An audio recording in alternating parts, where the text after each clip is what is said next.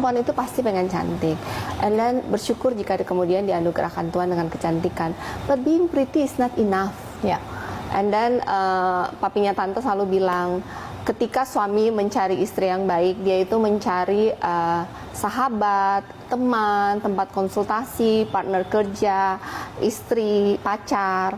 Jadi menjadi cantik aja nggak cukup kalau kemudian diajak ngomong nggak nyambung. Betul. Ketika diajak ngomong nyambung dan cantik, ada rasa bangga, tapi kemudian ketika sebagai istri tidak bisa melayani suami dengan baik, tidak bisa menghormati suami, tidak bisa membuat rumah merasa comfort, itu pun tidak cukup. Sama halnya juga di workplace, ketika punya atasan, punya bawahan, dia cantik, dia pinter, tapi behaviornya nggak bagus, nggak bisa juga.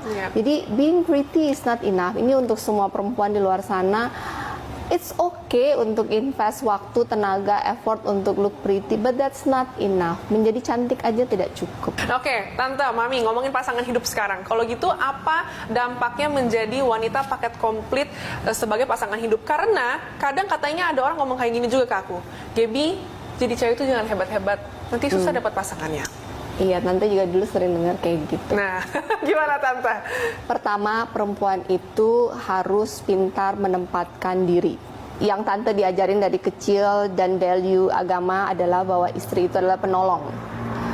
Dan istri itu artinya harus menghormati suami, harus jadi penolong, harus jadi ibu buat anak-anaknya, harus bisa bekerja, bisa jadi tempat konsultasi.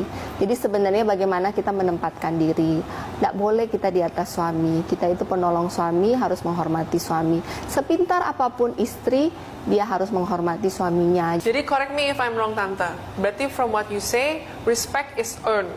Untuk pasangan, kita harus pilih yang tepat supaya rasa respect dan hormat itu tumbuh. Ya, mungkin ada yang tidak agree ya. Ada yang orang bilang kan cinta. I'm a very logic woman. Aduh, same the both of you. So I don't know. Saya tidak ada di genre itu. Saya bahkan ketika memilih pasangan pun memilihnya dengan sangat logik. Tentu harus suka dulu. Tapi suka saja tidak cukup. Dia harus bisa kerja, dia harus sudah stabil, dia harus punya stabil secara ekonomi, secara emosi, secara hubungan dia dengan sang pencipta, hubungan dia dengan keluarga. Banyak yang kita pikirkan dan checklist itu sampai memutuskan.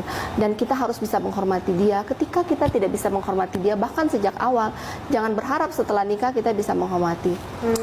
Wanita itu membutuhkan menurut Tante, most woman ya, love language-nya itu perhatian. Tapi bagi laki, menurut Tante, love language-nya salah satu itu adalah menghormati. Dia butuh dihormati.